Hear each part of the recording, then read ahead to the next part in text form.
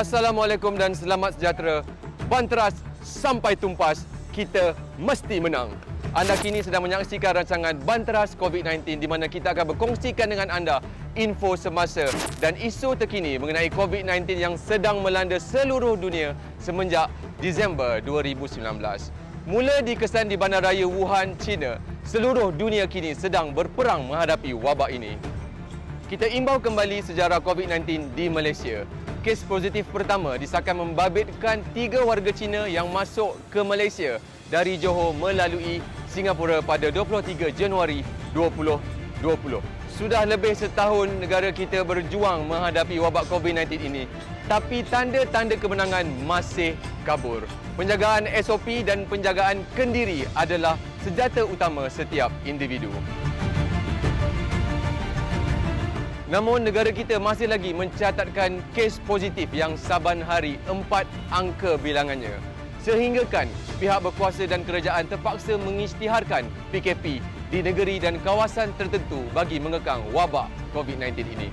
Kita saksikan situasi semasa COVID-19 melalui paparan yang telah kami sediakan.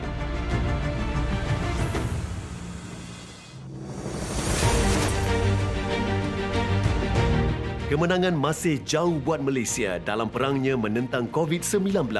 Status terkini pada 6 Mei 2021 mencatatkan 3,551 kes baru dikesan dengan jumlah kematian 19 orang, menjadikan keseluruhan kes direkodkan setakat ini ialah 427,927 kes dengan 1,160 kematian. Selangor yang merekodkan kes positif harian tertinggi kembali menguatkuasakan Perintah Kawalan Pergerakan atau PKP di 6 daerahnya bermula 6 hingga 17 Mei 2021. Lebih 6 juta penduduk dijangka terjejas berikutan sekatan pergerakan bagi rentas daerah dan negeri antara yang termaktub di dalam Prosedur Operasi Standard atau SOP.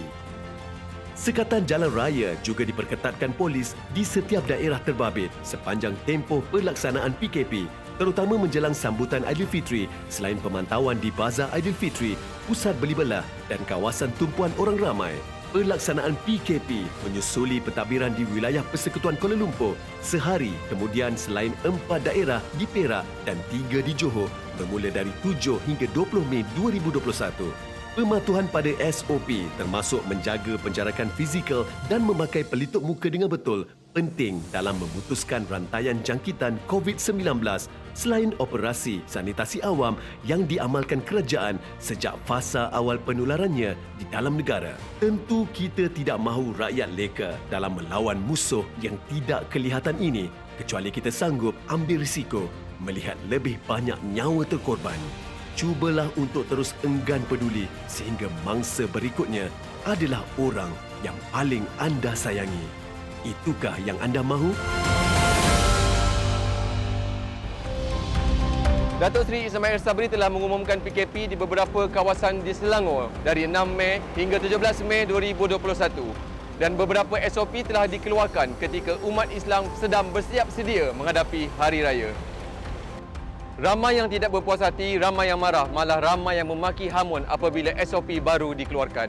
Jangan menunding jari kepada sesiapa kerana ini bukan masanya.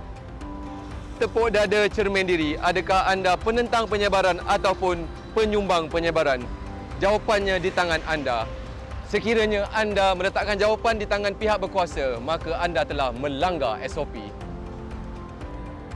Kini ada beberapa hari lagi sebelum umat Islam menyambut perayaan Hari Raya Aidilfitri. Fenomena asyik membeli belah untuk Hari Raya dan fenomena gairah membeli belah di Bazar Ramadan tanpa memakai pelitup muka dan membawa anak di tempat-tempat sesak terlihat di sana sini. Ikuti beberapa paparan yang telah kami sediakan. Gairah berbelanja membawa padah. Lorong Tunku Abdul Rahman dihidupkan semula Ramadan ini dengan pematuhan Prosedur Operasi Standard atau SOP yang ketat bagi mengekang penularan pandemik COVID-19. Namun, apakah pematuhan SOP ditenggelami kegarahan membeli belah bagi membuat persiapan untuk menyambut Lebaran? Dan sejauh mana kesedaran masyarakat mengenai ancaman COVID-19?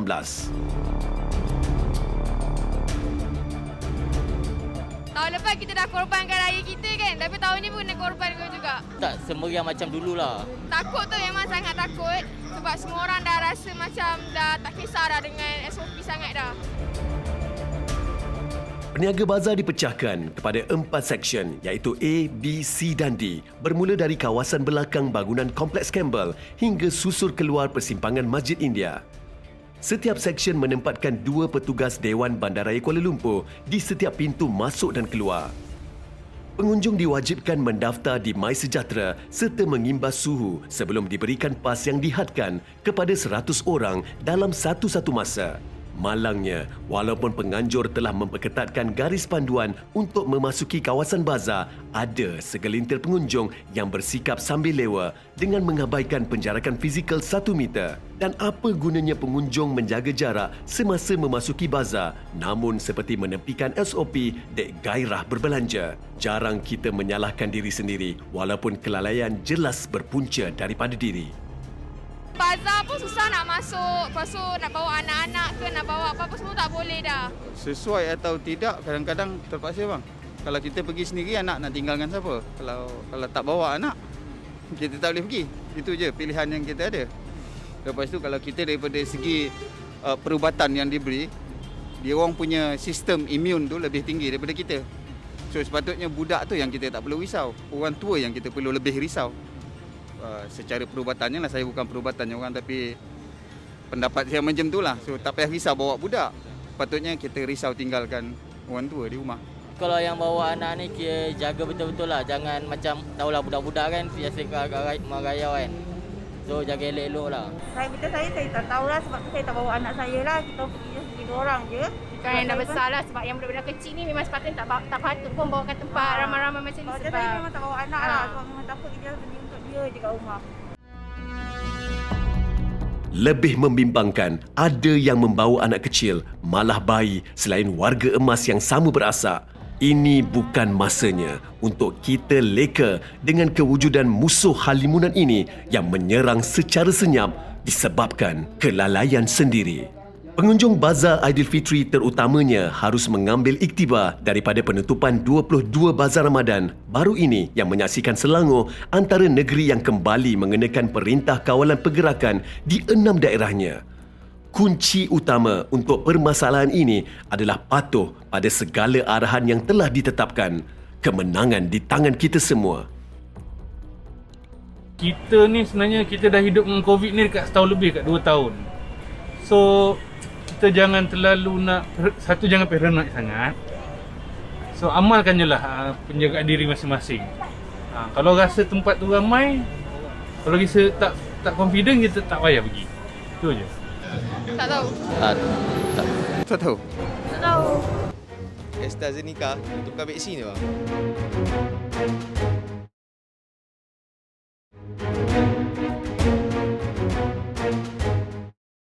Tak tahu. Tak tahu. Tak tahu. AstraZeneca, itu bukan vaksin ke bang? Tidak tahu atau tidak endah, vaksin AstraZeneca sedang hangat diperkatakan di media massa, juga tular di media sosial. Namun ada juga segelintir yang tidak tahu mengenai kewujudan vaksin keluaran syarikat biopharmaceutical British Sweden ini. Bagi yang mengikuti perkembangan, ianya merupakan peluang keemasan untuk mendapatkan suntikan vaksin. Malah sebahagian rakyat beranggapan tidak kisahlah apa pun jenis vaksin asalkan menerima vaksinasi segera. Risikonya sangat sedikit dan di kedua-dua tempat di Amerika dan di Eropah semua telah bermulakan program AstraZeneca balik. Jadi Musti telah membuat keputusan bahawa program AstraZeneca siapa yang hendak kita bagi dan dia buat di PPV khas. Kita panggil PPV AZ, Pusat Pemberian Vaksin AstraZeneca. I feel great. It was a painless process. I have to compliment the authorities. Super efficient. We arrived, was processed very quickly. Everything was very clear, and you didn't have to wait very long. Time sebelum vaksin tu nervous sikit lah. Lama-lama macam okey sikit. Lepas tu lepas cucuk rasa okey, tak ada sakit-sakit apa semua. Dengar orang cerita dia ada efek macam ni, ada itu, ada ni. Jadi kita jadi macam sikit sebanyak pun memang takut lah. Tapi bila dah pergi tu macam best. Bila masuk tu memang betul-betul memang terkejut sebab cepat gila. Tak sampai 15 minit daripada daftar sampai ke suntik. Lepas tu masuk bilik observation tu, tunggu dalam 15 minit, tak ada apa-apa effect, dia bagi kad dan boleh keluar. Biarpun ada yang memberi reaksi negatif mengenai vaksin AstraZeneca, menariknya dalam tempoh 4 jam, permohonan dibuka pada awal Mei, slot bagi kesemua 268,000 dos yang ditawarkan kepada penduduk Selangor dan Kuala Lumpur itu habis ditempah. Temu janji pertama bagi slot vaksinasi AstraZeneca yang disahkan selamat untuk digunakan telah pun bermula pada 5 Mei 2021. Sebanyak 4 pusat pemberian vaksin atau PPV khas bagi vaksin AstraZeneca telah dibuka, iaitu di Pusat Dagangan Dunia Kuala Lumpur, Ideal Convention Centre Shah Alam, Universiti Malaya dan Universiti Kebangsaan Malaysia. Tempoh masa 12 minggu antara dos pertama dan kedua ditetapkan bagi pemberian vaksin itu yang akan diperluaskan ke seluruh negara.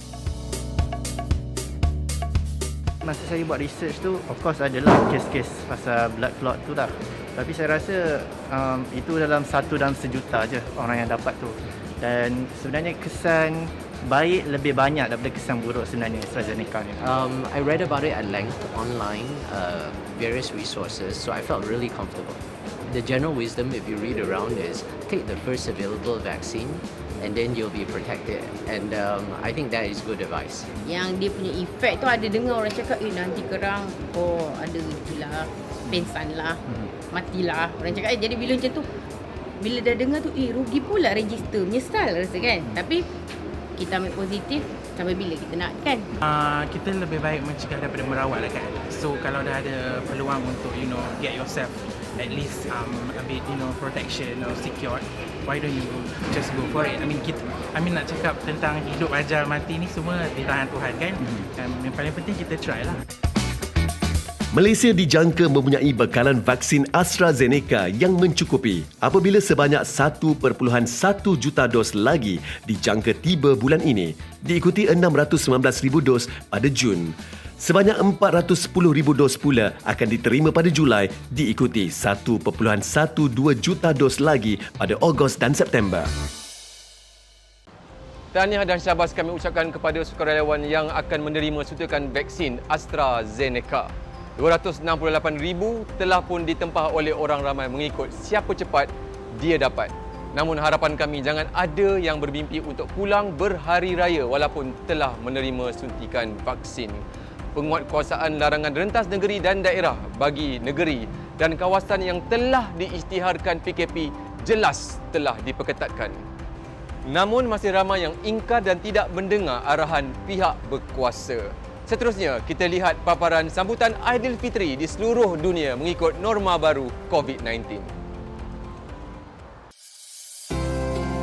Umat Islam di seluruh dunia buat tahun keduanya menjalani ibadah puasa dalam norma baru sambil bermacam usaha dilakukan oleh pelbagai negara untuk mengekang penularan pandemik COVID-19. Dari benua Arab ke China juga Malaysia, Bazar Ramadan kembali dimeriahkan dengan kehadiran pengunjung untuk mencari juadah berbuka, juga hidangan tradisi atau menu istimewa, sekaligus merancakkan kembali ekonomi yang lumpuh akibat wabak ini.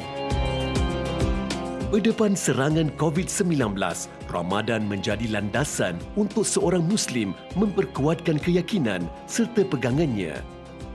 Kala dunia perlu terus berwaspada terhadap kemungkinan berlaku gelombang ketiga wabak ekoran perkembangan terbaru di India dan mutasi berganda varian COVID-19 yang mengganas, Ramadan benar menguji kesabaran umat Muhammad. Biarpun penjarakan fizikal menjadi amalan baru, Ramadan adalah masa menyucikan kerohanian dan mengukuhkan ikatan antara sesama umat kerana hanya dengan penyatuan, musibah dapat diatasi. Yakinilah, Ramadan akan memberikan hikmahnya selama kita bersangka baik pada perancangan Yang Maha Esa. Dia pergi dia haram tak langsung dapat tengok orang yang dia.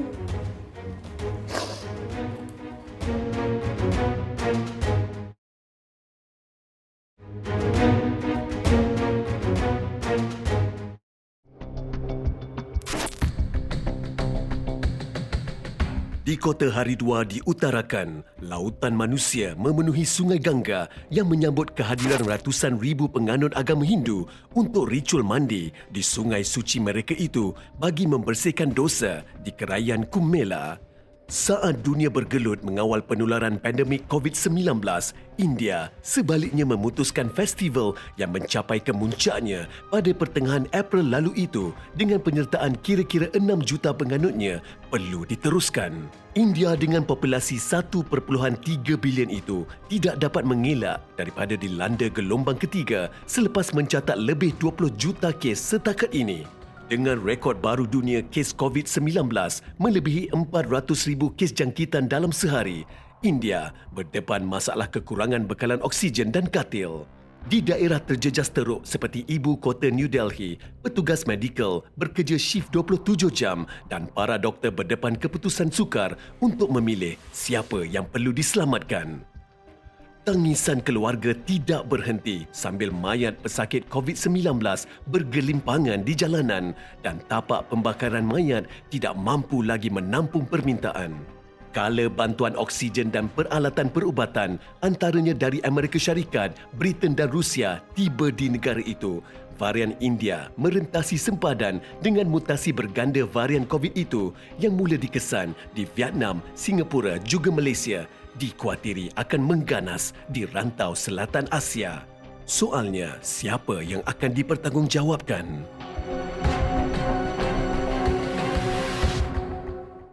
Hanya yang pernah kehilangan orang tersayang sahaja yang tahu betapa peritnya ditinggalkan dan menerima ketentuan ilahi. Lebih perit lagi apabila kita ditinggalkan tanpa ciuman, tanpa pesanan dan tanpa pelukan daripada insan yang pernah menjadi pembimbing kita pada ketika dahulu. 13 Mac 2021, pengakhiran perjalanan Allahyarham Osman bin Haji Yusof, 71 tahun mangsa COVID-19 yang ke-1224. Bersama ahli keluarga untuk berkongsikan pengalaman dan hari-hari terakhir Allahyarham Osman bin Haji Yusof.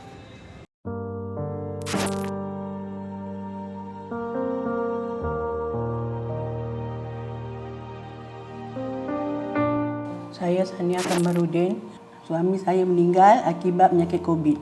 Bapa saya ni memang ada penyakit kencing manis, darah tinggi, jantung, paru-paru berair. Jadi bapa saya ni dah kerap keluar masuk hospital. Jadi untuk yang kali kedua masuk hospital ni, bila buat swab test adalah negatif. Bila dah okey, dah masuk ward, jadi dah keluar dah okey, dah balik rumah. Bila selang beberapa minggu, penyakit dia tu berulang kembali. Kembali sesak nafas. Jadi kami sekeluarga hantar balik ke hospital untuk buat check up di Hospital Shah Alam. Jadi bila untuk masuk ke ward biasa, hospital akan buat swab test. Dan bila kami dapat keputusan daripada hospital yang bapa saya positif COVID-19,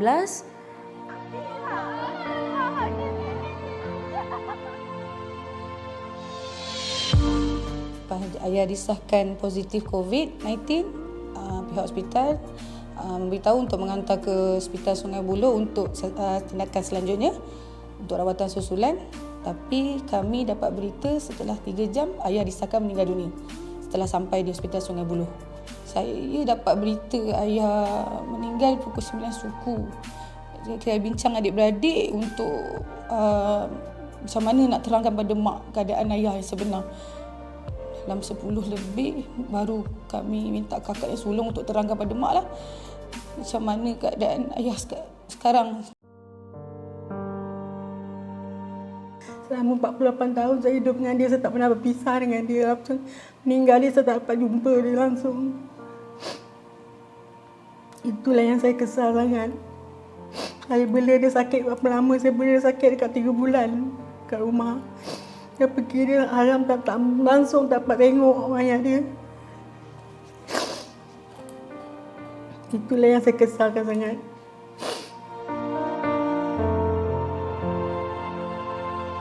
Itu yang saya tak boleh lupa, tak bertinggal saya. Abang tak bertinggalkan dia langsung, kata dia. Hanya jagalah dia. Itu je pesangan saya, itu yang saya ingat. seminggu lagi sebelum meninggal, dia macam dia pesan saya jaga anak apa-apa. Apa putang-putang semua dia bayar. Saya jangan tak susahkan saya. Dia cakap kereta ke rumah ni semua tak ada hutang, tak ada beban pada diri dia. Itu semua itulah kebaikan dia, semua dia hutang. Tak ada apa dia tinggal pun. Semua dia bayar habis, kereta ke rumah ke apa semua. Senang kalau kau tinggalkan sana. Tapi saya tak perasan hati saya tentukan nak tinggalkan saya. Daripada 16 orang yang buat swab test ni, yang positif mak, adik saya, abang ipar dan 2 anak saudara saya. Jadi yang paling kami risau mak. Pasal saya duduk dengan dia 2 orang aja, anak-anak rumah masing-masing. Saya bela dia pada pukul 3 pagi, 4 pagi dia bangun, aku saya bela dia. Sampai bila kau nak bela aku, kata tak, mama bila-bila lah yang larat bela ayah. Dia pesan saya, larat kau bela, larat. Dia tak nak pergi hospital, nak mati kat rumah, kata dia. Habis dah sakit ke mana bang, pergi je juga. Dia pergi elok, pergi saya hantar elok. Dia pergi kereta saya sorong nak berjalan, semua saya bawa. Dalam banyak-banyak perkara, apa yang saya terkilan adalah pandangan masyarakat pada keluarga kami lah, terutama pada mak. Pandangan orang luar yang boleh memberi kesan negatif pada emosi mak, lagi-lagi melibatkan mak yang baru kehilangan ayah.